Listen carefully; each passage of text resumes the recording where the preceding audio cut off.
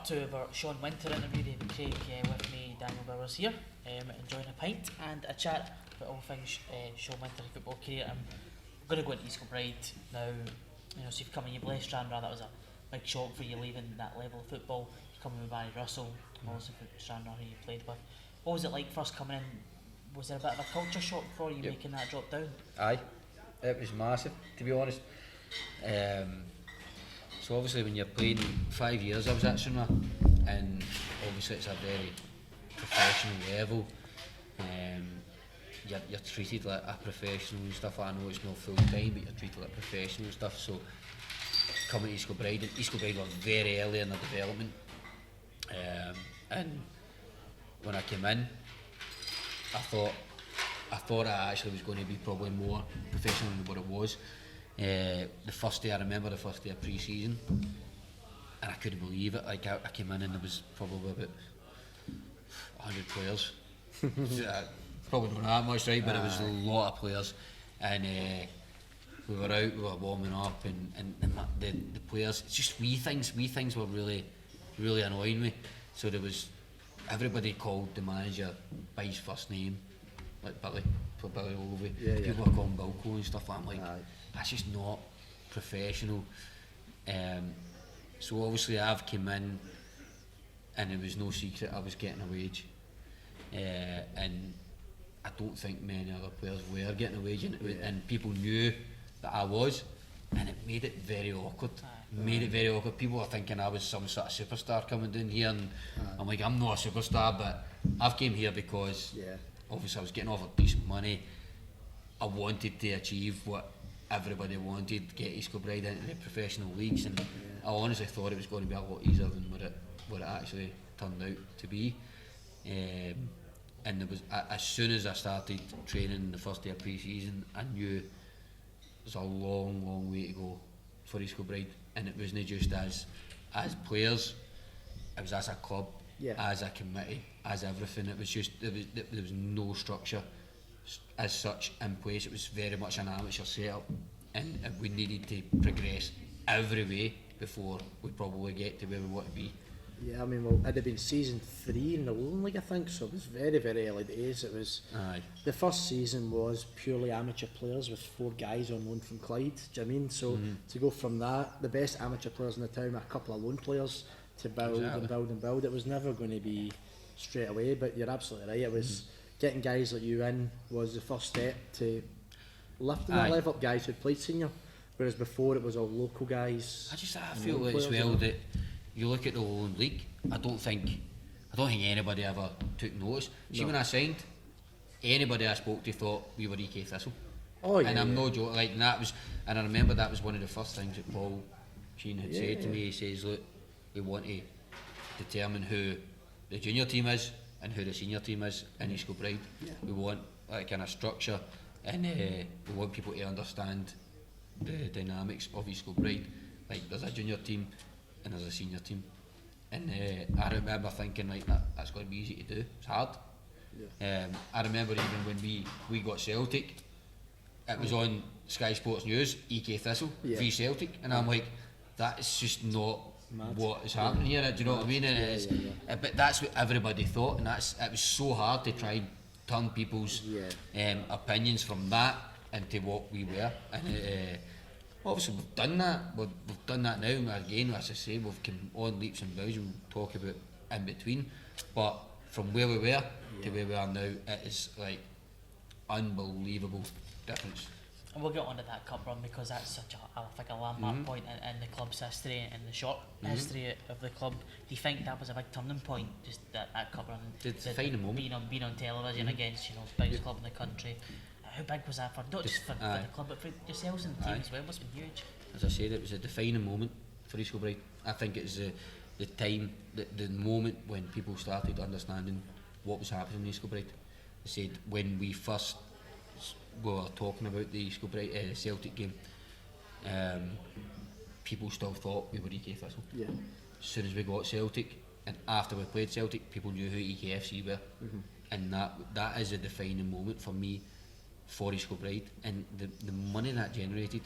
And I know I spoke to Paul and all that, and the money that obviously they have put into the team to start the team up. The money generated from the Celtic game helped massive.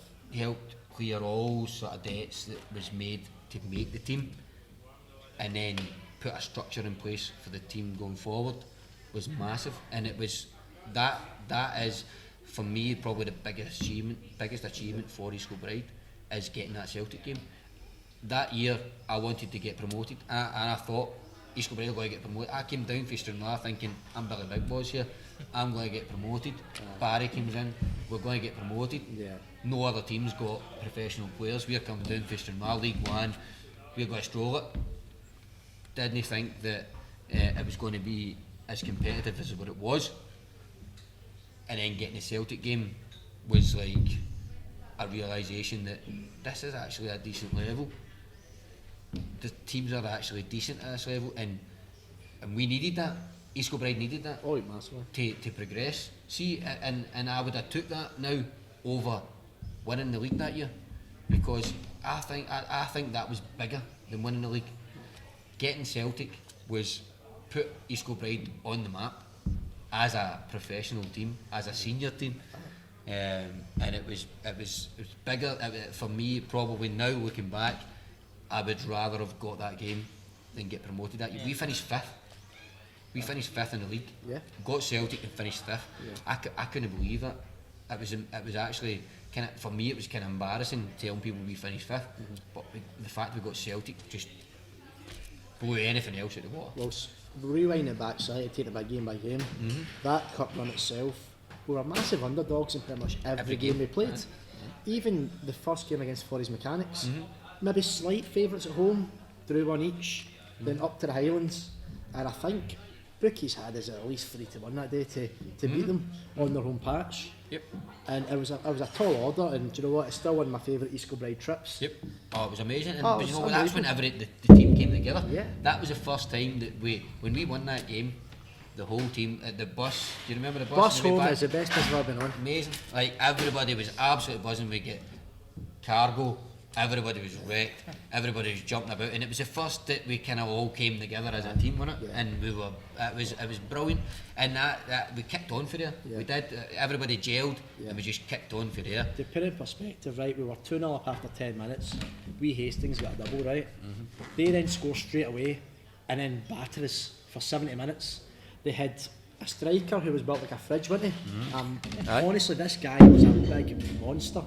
And that was the day Howie kind of stepped up massively. Like, to that point, he was this promising youngster who played quite well, and that day he manned up and he was fantastic. This boy was a bully and he was brilliant. So we score in the last minute and we're 3-1, that's us through. They got the park and score again, and the referee has on about 5 minutes, and honestly it was like, what was it like? Just long ball after long ball in the box, headed away, long ball. It was who was it scored? The young boy, he was on loan for Clyde or something, wasn't he? Johnson? No. What was his name? Centre mid. He started against Celtic. Was it Johnson's name? No, I can't remember. He played. He was from Straven. What's his name? Good guy. He'll come back, but aye. But Fraser Johnson, aye. Johnson. Fraser Johnson. Aye, you're right. I just know him as Fraz. I just know him as Johnson for the team lines. What a goal it was, but. Oh, aye, brilliant. What a goal it was. Now, that was the funny thing was with that, like the cameraman who I was doing that day for SFA spun round to us, and the committees all piling on top of each other. They come back to you guys, and you're all piling on. That was an outstanding moment, but the game against Steny was massive as well. Obviously, we played Steny Schmuir away, and that was that the first senior game for East Kilbride against a senior team. Craig Hastings told me before it, he was like, we're 6-1 today. I was like, is that all? I thought we'd have been 10-1, 20-1. Well, they were like top 3 at the time in League One. They were flying. They were doing very good. In fact, do you know who played with them that day? Stuart Marks, the manager this year. Aye, he did. And Jimmy Patterson. That's right, aye. BJ scored a worldie. I scored the header. He couldn't have hit it. Aye, well, yours was fair yard. BJ's doesn't matter. I scored every round. Nah, but we actually deserved to win that game. We played, but we were the better team. The full game. They just scraped a draw. at the last kick of the ball. Malks, Jason Scotland, wasn't it? Jason Scott and Malks. And Malks, aye. In the 94th minute or Exactly. something. That was horrible. And then I knew, from then when I knew, I was like, we're going to beat them. Yeah. We need to beat them at home. And Jack Smith, who was unbelievable that full year, was unbelievable that day. He scored 2. And we beat them pretty, I know we went to extra time, but we were quite comfortable winners. And it was the worst weather I've ever seen. Aye. See that day we beat Steny at Cape Park. Celtic Park got abandoned because it was the weather was that bad. They're like, no, the weather's too bad. You can't. So like, we were the back page of the Sunday Mail and all that the next day. All you boys dancing and dressing and all that. It was the back because it was the only game that was on. That was brilliant. And then obviously the Lothian game. Oh, that was horrible. But that's the big one. Yeah. Well, tell us about that because going into the game you had an injury, didn't you? Well, aye, it was hasty actually.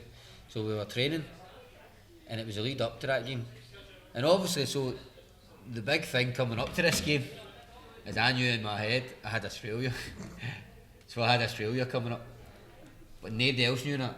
So when I first signed for Kilbride, and that is one of the reasons why I went, was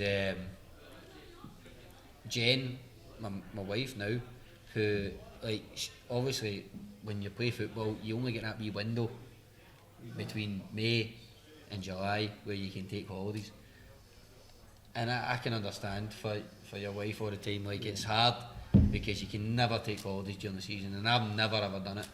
And I was like, do you know what, when I get released with Surreal, and she was saying, look, her sister lives in Australia, and they'd never met my wee boy who was no long born, was a year old, and she's like, look, you've just been released with Surreal, why don't we go to Australia in February? And I'm like, right, what's going to happen in February? I know, and I just get released with Surreal, so I was like, she's opportunist, she's took the opportunity, she's got me a good time, and I'm like, right, we'll do it, we'll go to Australia. So I'd agreed to go to Australia, and then when I signed with Kilbride, I says, look, I'm going to Australia in February. I'll sign, but I'm going to Australia in February, and that's what's happening. Paul, the gaffer, everybody was fine with that, and I never thought for a second we would get anywhere near the 4th or 5th round of the Scottish Cup, and I'm like, right, fine. So obviously then we beat Steny. So who was And the then first Lothian. team? Aye, so who was the first team? Forties. We beat Forest Mechanics, then we beat Steny, then we play Lothian, and I'm like, right, it's a chance to get into the 4th round. And it got called off for 2 or 3 weeks in a row, mind. Oh yeah, because Kept getting called off. That winter there was a lot of snow, so obviously Cape Park's artificial. So as soon as there's heavy snow on it, that's the only surface the only weather that the surface can deal with, you know. So it called off, and then it came up, and the draw got made because it kept getting called off. The draw got made for the next round, and I'm sitting there thinking, right, I've got Australia in like 3 weeks. Please do not be a big team. And then obviously we hadn't played the game yet, but the draw got made. And I remember getting home from work that day, and I was sitting in my house, in my flat, and I was sitting with Jen, and I'm like, Jen, tell me this is not a big team. And we were sitting there, and then it came out, East Kilbride. I'm like, right, Celtic. And I swear to God, as soon as Celtic came out, my phone just went mental. I get text. Everybody try to phone me and all that. I'm like, no way, surely not. And then I'm like, Jen, I can't go to Australia. She's like, what? I was like, I'm not going to Australia. I'm not going to Australia. I can't go if you get Celtic. And she's like, Sean, we booked this 7 months ago. You can go to Australia. You go to Australia. Like, we need to go. Like, Alana's expecting us all there. We've booked the tickets, everything. And I'm like, Jen, we'll play Celtic. I support Celtic. I've grew up a Celtic fan. I'm not going to Australia. And she's like, and so we ended up back and forth. And I'm like, look, it's not even decided yet. We need to beat them first. Yeah. So obviously the game came, and then. Well, before the game, you get your injury. Well, that's right. So training literally the week before we played, and it was in my. Nobody knew about Australia yet. So and apart from the gaffer, and he'd never said nothing. I think he forgot. So nobody knew anything, and then training the week before, and it was really hasty. I ran into him, and it snapped my wrist. I ran into him, and I remember hearing the crack, and I'm like, no. I went into the physio room and Sammy Miller, Aye, Doc. obviously absolute millionaire, radiographer, biggest guy, manager in Here Myers, and he looks at me and he goes, "It's no broke, it's fine, you're alright, you're fine." I'm like, "Sammy, something's not right here, that is not right." And he's like, "Nah, you would know about it if it was broke." I'm like, "Sammy, I swear to God, that's really sore." He's like, "Nah, you're fine, but you just go up to Here Myers, get an x-ray, you're alright, you're fine, it's no broke." So I goes up to Here Myers, it was snapped right across there, and I'm like, "No bother, Sammy, Jesus Christ, how have you made your career?" So that's a man up chat, yeah. I know. If you're no howling and crying, you're alright. You know, I was in my head, and I'm like, so as soon as that happened, I'm like, I don't know if that's a good thing or a bad thing. Like, obviously, because I know now I've got this coming up, and I'm like, well, is it a good thing that now I've got an excuse to go to Australia, or do I just try and play the game and try and get it as a Celtic game? So I was like, I don't really know what to do here. So then obviously, like, I've spoke to Jen and she's like, well, why don't you play the game? And I was like, because you've not got the Celtic game yet. And I'm like, right, okay. So I spoke to Sammy and the gaffer, and then Billy Ogilvie, and he's like, I really want you to play, like, we need you in this game, we want to try and get the Celtic game and all that. I was like, the pressure was horrendous. Like, two non-league teams, they want to play Celtic. I know. It's horrendous. Exactly. It's like and it was only shown town. It was a Wednesday night, no other game on. The Scotland manager was in the stand at K Park, Gordon Strachan, because he's an ex-Hutcherville guy. Lee Griffiths, all the others, loads of folk, Alan McCoist, a lot. Lee Wallace, Kenny Miller, and all that. There was tunnels there. Everybody there. And so that's what I was like to. I was like to Jen, look, I'm going to play. And she's like, well, how? Because you couldn't play with it. I spoke to it was what's the referee in Scotland? What's his name? Kilbride. Bob Madden. That's the one. And I met him in the gym, and I says to him, look, because see the week before that game we were playing, and I spoke to one of the refs, and he was like, you can play with that. And I was like, can I? And he was like, you can play with that, a hard cast. And I remember going into the gym, and it was Rumi and Bobby Madden, and I was like, look, the guy's just telling me I can play with that, can I play with that? And he's like, nah. No chance. He's like, absolutely no chance you can play with that. And I was like, you're joking, he's just telling me I can play. And I was pure getting myself excited to play. And he's like, you can't play with that. So I was like, right, fine. So I was absolutely gutted. I'm like, what did I know? So I ended up saying to Sammy, look, fuck it, just take it off, take the cast off. I don't care what happens tomorrow, just take the cast off. Because I'm thinking, even if we get to the Celtic game, like, I probably am not going to play anyway. So I'd rather try and get us to the Celtic game. And then obviously I can try and heal my own. So I said to Sam, I just couldn't take it off. So I went in, and it was like VIP treatment. Went right up. The mum was like, oh, come on in. Aye, she's Sammy, aye. So she took me in, and she's just put a slit right up the side of the hard cast and just took it off. It was all bruised and swollen. I'm like, fuck's sake, man, this is going to be bad. And Jen's sister, my wife's sister's a nurse. So she's like, see if you do more damage to that, it could cause you damage for the rest of your life. No, I'm like, who cares, man? Like, you only live once, let's just go for it.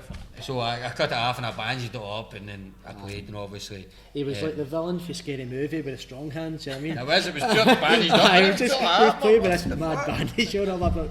Will that protect it? No, really. I'm like, good luck, man. I remember getting up for a header like after about 5 minutes, and I landed on it. I'm like, and that gave me the confidence, because I was like, it never hurt. I landed on it, never hurt, so I was like, just forget about it and just play. And obviously, we ended up scoring the winner. We were winning 1-0. Jack scored an absolute belter of goal. Oh, what a goal! Aye. Belter of goal, kind of early on, and it was tight. It was easy peachy. Well, they were a decent side. They hit the bar at 0-0. Hit the bar 0-0. And we're like, oh no, here we go. You know, it's horrible. And then Jackson went up, scored an absolute belter, and then it was kind of very, very close, all the way up to about 5 minutes to go. And that's when we got a corner. And I remember Billy Ogilvie saying to me, that keeper, he wasn't a keeper, remember? They had no keeper. Their keeper got injured, and they put in like a 17-year-old or something like that the day, and it was that was another thing, they're thrown in this wild card youth keeper because their main guy did break his leg or something. So I can't remember what the story was, but Billy says to me, because I was good in there. He's like, stand right on that keeper. Anything that comes in the box, stand on the keeper's toes. He's going to make a mistake. And I was like, right, fine. So I stood on his toes every single time, and he was actually decent. He'd done well. Yeah. But 5 minutes to go, corner comes in, and I've stood on his toes, and he's made an arse. He's came out and he's flapped at it, and it's just landed at my feet, and I've just toe poked it in. Aye. So, and then obviously that was at 2-0 Celtic game. Yeah. And it was unbelievable feeling, man. It was some night, wasn't it? It was crazy. Do you know, I never slept that night. I went home, and it was like, it was the biggest moment in my career. And I went home, and I was lying in bed, and I was trying to sleep, and my missus beside me, and I was like, I can't sleep. And she ended up falling asleep, and I'm sitting there, and I was like, nah, I'm asleep. So I went in, skidded a full bottle of champagne, drank a full bottle, sitting in my kitchen. I just sat, had the 2 slices of toast, skidded a full bottle of champagne. I was absolutely mad with it. Yeah. And then I got up at 6 in the morning, went to work. Aye. Because it was a Wednesday night, we were at work the next day. So I went to work the next day. Charles Patterson, Sky Sports News, he's phoning me. I'm like, what's going on here? Charles Patterson phoning me. ITV News and all that, they were all phoning me and all that, like, because I scored that goal, everybody kept phoning me, and I'm like, what's going on here? And then I was getting nervous, because I'm like, I'm obviously going to miss this game, but they were all wanting to come, and ITV ended up coming up to my work. I can't remember who it was. Somebody came up to my work, and following you about, they were following me about, and I was walking out of my work and all that, and like, can I come up to your offices and all that? I'm like, no, you can't come up to my office. So we went out the car park, and they were filming me walking in my work, and I'm like, that's just majorly surreal, man. And I was sat in my house, and I was watching the ITV News that night, and I'm on the ITV News walking out my work and getting an interview. I'm like, this is no right, man. This is the weirdest thing I've ever experienced. But it was brilliant. It was brilliant. For me, the weirdest part was at the time Bill Cole was a taxi driver. He probably still is, to be fair. But that was his 95. He was a taxi driver on the south side. So they parked his taxi on the park at K Park and put the Scottish Cup on the roof. And all the boys are all hanging over the taxi, and I was standing aside watching, what the hell is going on? Again, that shows you how far we have came. Like, see if that happened now, probably wouldn't be that big thing made about it, but because nobody knew who we were, like nobody. And it was like the biggest thing ever for somebody like us to get. See if we were to get Celtic again, there wouldn't be anywhere near the same sort of coverage of it, because people know who we are, and they know that we'll probably try and compete. Whereas I remember it was Hugh Keevens and all that saying it's going to be a cricket score. It's going to be 15-16-0. Like, people were saying that it was going to be an absolute embarrassment. They were comparing us to San Marino. And I was one of the ones where, if a big team plays San Marino, it'll be 8-0, 10-0, whatever. Will Kilbride score that Surreal bet at the weekend and all that? It's... Sean, you'll know as well as anybody, we're both Celtic fans. We knew where Celtic were at that season. Nobody, from a Celtic point of view, could ever have thought that it was going to be a cricket score. And I was like, well, I knew as a Celtic fan, I scored a couple of goals, see how it goes. But you've got to remember that this is like the biggest moment in every single one of the East Kilbride players' careers. And that's the thing, like, it's not as if East Kilbride are Celtic are playing like Dunfermline or something like that, who they've got good young players that might actually make it to that level at one day. It's players that this is the pinnacle of their career. They're never going to play any higher. Hasty, obviously the boy in the middle of the park. Johnson, Fraz. And there was loads of players, Barry and all that. Like, nobody would ever probably get any higher than that game. Gavin Miller made his debut for Kilbride that day. Gav was 17 or something, came off the bench for the last 10 minutes. Even players like Brady and stuff like that. Brilliant. That is Scott Stevenson, everybody, Howie, like, they might never ever make it any higher than that, and that's what made it. Barry got the sponsors man of the match, and Matty got the champagne for the BBC and done the interview at full time for man of the match. I mean, for an East Kilbride player to get man of the match against Celtic is mental. And Barry's always got that picture where he was up at the start of the game shaking hands with Scott Brown. Barry, and obviously he was the captain, he's up shaking hands with Scott Brown as a captain to captain at the start of a game. Like, a actual competitive game is unbelievable. And and Celtic struggled to beat East. I was in Australia watching it. I seen And a a live picture of stream. you, live stream with your East Kilbride kit on, pitch Did black. my East Kilbride kit, Aye. and I was Middle watching it. of It was the like night. 12 o'clock at night, Yeah. and I was watching it, and I was so proud. I was so proud because it was obviously we knew, and everybody knew that I'd sacrificed that game to go to Australia. So there was like a big crowd. It was like a bit of a party that night, and there was like 10, 15 folk round watching the East Kilbride game. And I was so proud watching it, saying actually play for East Kilbride. It was mental, but it was brilliant. Crazy. So obviously that was a huge moment for the club getting to that point. Yep. The following season though was probably one of the most memorable points in the club's history, in that world record run. Just sort of talk us through what that was like for everybody involved, and getting to that point when you equalled the record and then it went on to beat it. Must have been just As we were winning, and we went in a run of wins, at what point did we go, we've won 15 games I in a row, remember it 20 was like- games in a, I must have, because 17 or 18 it was. Yeah, It was like round about that. obviously I was involved in the video, and I hadn't even thought about it. I was like, No. we're playing well now, we're grinding out This results. is and nice, we're winning games. yeah, absolutely. Do you know what though? That's where you give Paul Thompson his due. Yeah. He does do well for the club. Oh, he And he launched that looks into all story, these, absolutely. exactly, and he looks into all these things, and he obviously excels the club because he's got the avenue to do it. And I remember it was him that came out and said East Kilbride won 18 games in a row. If they win 26, they break the record, and then it was like we just kept winning. We kept winning games. But I remember, obviously Martin Loughlin came in that year at the end of Bilko's year. Lockie came in at the very end. Just at the end, and he won every game since he lost the first game, and then he won every game after that. I went to Madrid. And about 8 or 9 games, and I never ever thought about it. But when I think about it now, obviously I've been there nearly 5 years. He was very successful, and he knew how to win games. See, he wasn't the most technical manager. He wasn't the most like. He didn't give you kind of individual instructions and stuff like that. Like he wouldn't come and tell you how to play in it. Just go out and The win. game was simple.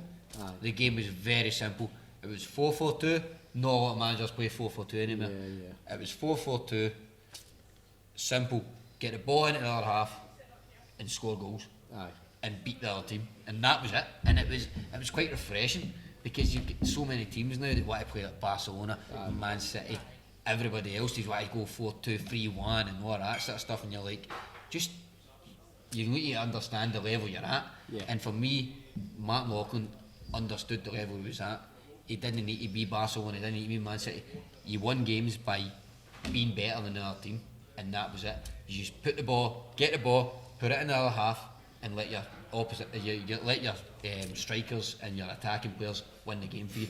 Comes feeling Leaf game to equal Ajax's world record. What was the feeling like amongst the team going into that game? Did it have a bearing on the game? It did actually. I mean, obviously against Leith, it would never have a bearing in the game. It would just be another game. But the fact that there was such a big focus in the game, and probably about 4 or 5 weeks before that game, coming into it, it was like, are they going to win the next game? Are they going to win the next game? And it ended up a big kind of media focus on the game. Massive, yeah. And then there felt like a big responsibility on that game and a big pressure.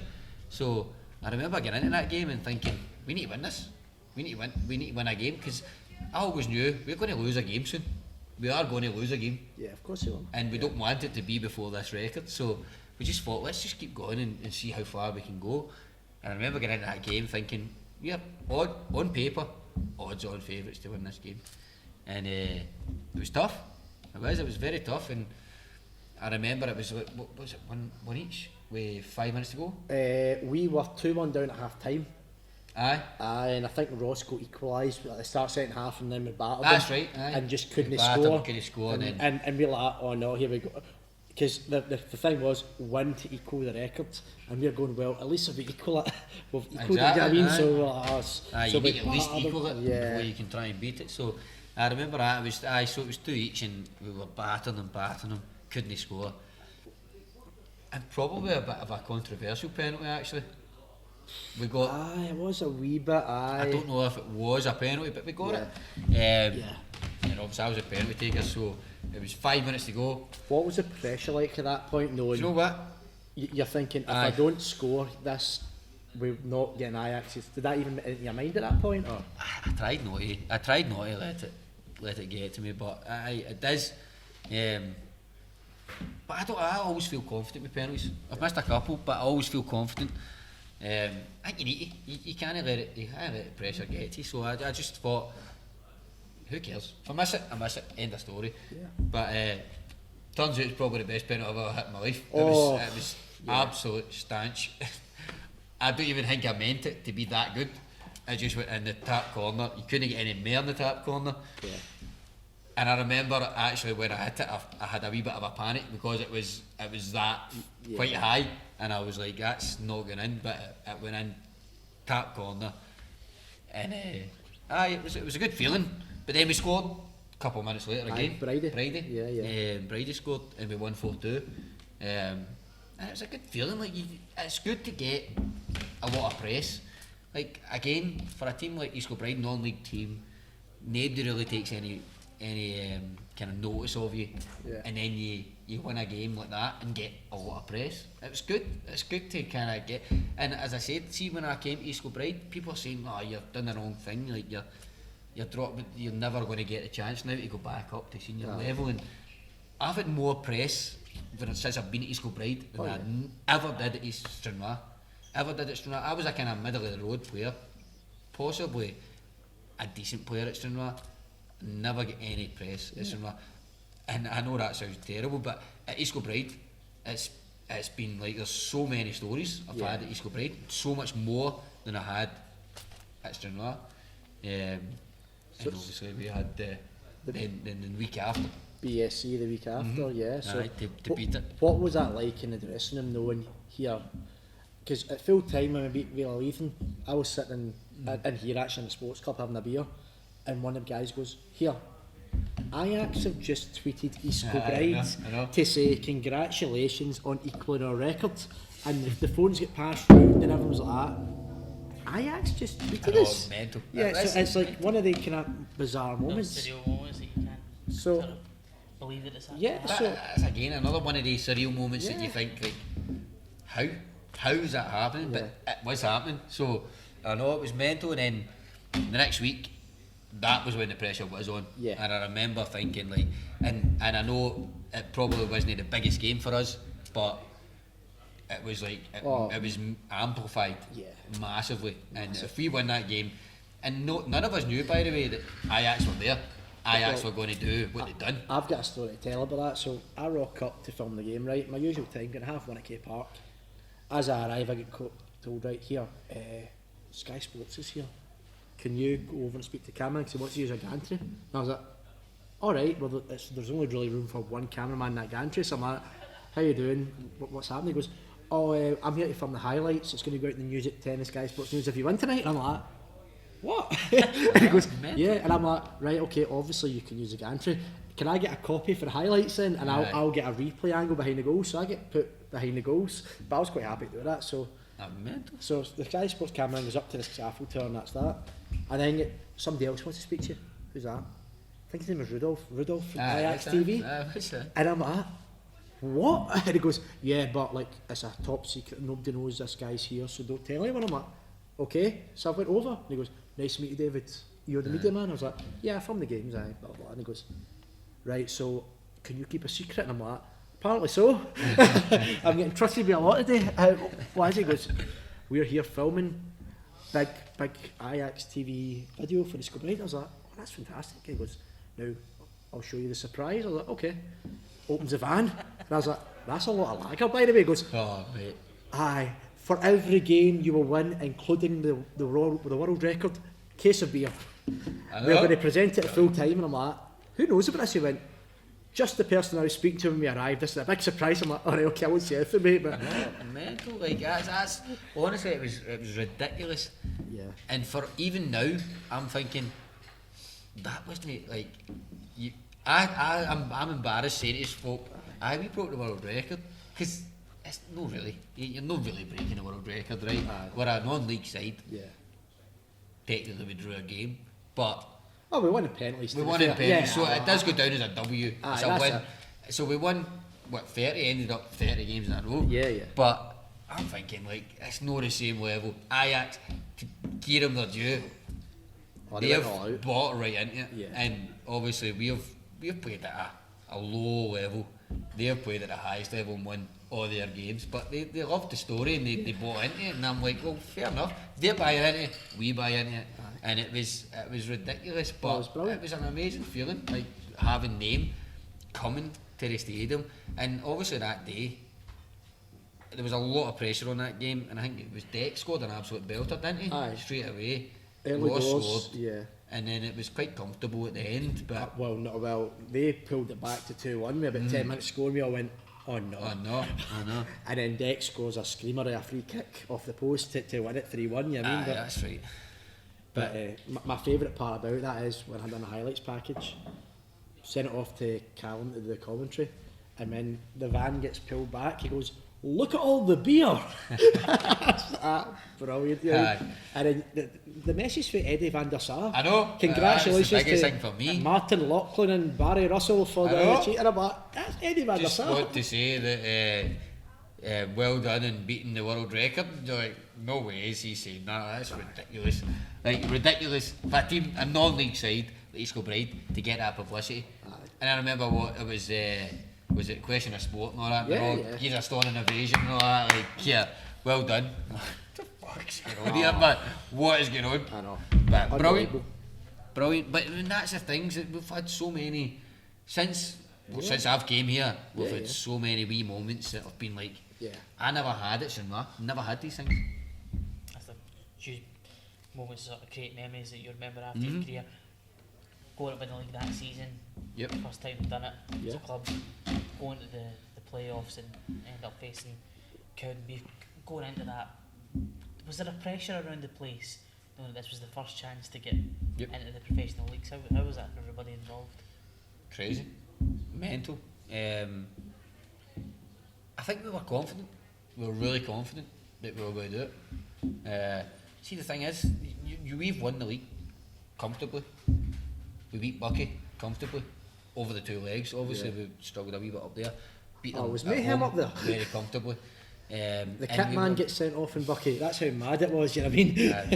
He was greeting and everything. We felt it was brilliant. But so we ended up, obviously, we beat them pretty comfortably in the end, and had Cowdenbeath, and we were thinking, this is it, done. And we did. We had the full season in the league. That was the hardest part. We won the league. We beat Bucky quite comfortably, and we were thinking, right, Cowdenbeath, they've finished bottom in that league. We're going to beat them. We're going to beat them. And it was a lot tougher than I think what we expected. And I think that we went into that game thinking, it's got to be shoot in. Played them at East Kilbride, and obviously we drew 0-0. Matty saved a last minute penalty. We got lucky. And the annoying thing for me is, we've drew 0-0 at home. We drew 1 each away. No away goals count. Yeah. And then it goes to penalties. And we lost in penalties. And for me, I don't know if you know, but that was my stag weekend. I get married literally a couple of weeks later. And the day that we played the playoff final at Cowdenbeath, I was supposed to fly out my stag do in the morning, but obviously I played in the final. And then what I'd done was I cancelled my flight and booked. So all my pals and my brothers flew out in the morning. Aye. And I booked a flight at like 5 or 6 o'clock at night. 6 o'clock I think it was. And the only scenario that I wasn't going to make that flight was if we went extra time and penalties. So even if we'd get beat 3 or 4-0 during the game, I'd have still made that because it was at Edinburgh. I was flying from, and I still made my flight. Obviously, with extra time, went to penalties, and then I get a drug test after it as well, and I missed my flight.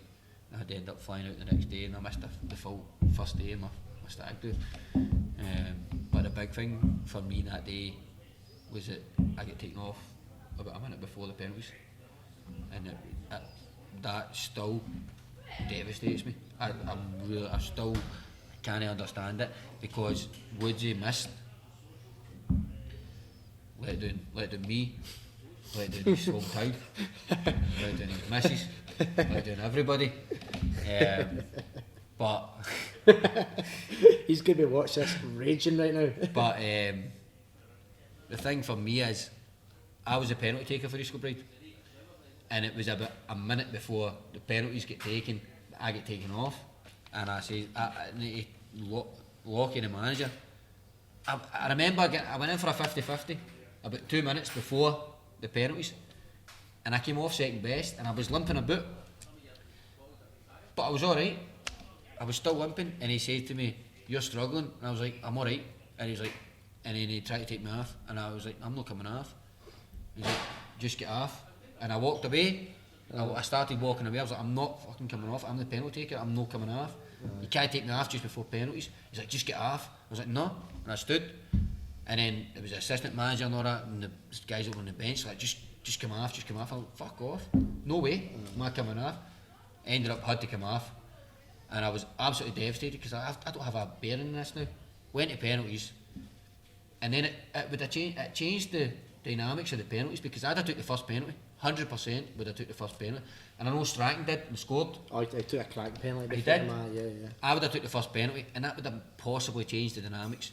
Woodsy missed the second penalty, and then obviously that was the only penalty missed out of everybody. Yeah. So it might have changed things, and that still sticks in my mind. That I get taken off as a penalty taker. Yeah, listen, I might have missed, but I didn't get a chance to try. Aye. Do you know what I mean? And that kills me. And obviously then I had my stag do that I missed, and I had to try and rush out the next day and everything. It was the worst weekend of my life. Still the work. I don't think there's going to be anything that could top that. The last couple of seasons have been terrible. We lost the league with the last day with Billy Stark, which was horrible. And last year there, losing the playoffs, but we could beat Half Cove, who were miles better than us. Yeah. At least you can accept that. And they're bookies' favourites to win the league this year. You can accept that. And they'll probably, to be fair to them, they'll probably get double promotion this year. So I think so. Yeah. I think so. So that's the thing. Like that was our chance for me. Yeah. Cowdenbeath was our chance that year, and we didn't take it. But penalties are penalties, and it's hard. It's a lottery. Cowdenbeath had missed about 9 penalties in a row, and it's absolutely stanched every single one. yeah, you couldn't make it up.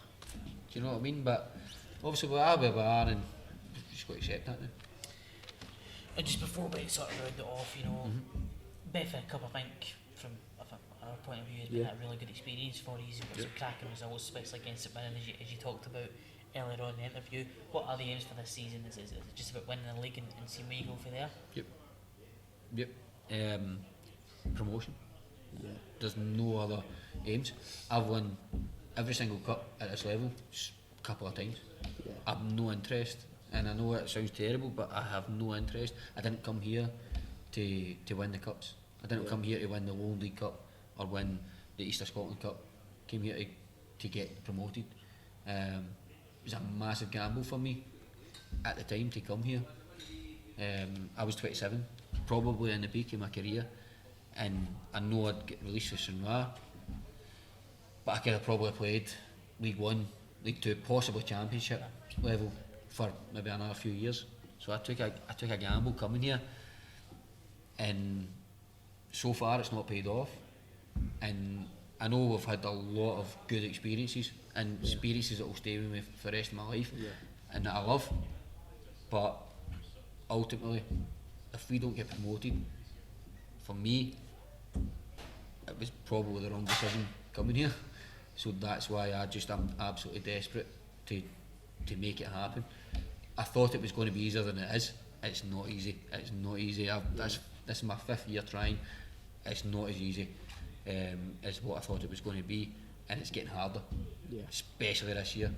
Oh, massive. You get so much competition this year that you never had, even last year. So this year, I don't care about any cups whatsoever. promotion, win the league and get promoted. Yeah. Is all I care about, and that's it. Scottish Cup run, don't care. Betfred Cup, we done well. Glad we're out because we can focus on the league, and that's it. Win the league, get promoted, done. Thank you very much for your time, mate. All right. Thanks again, absolutely.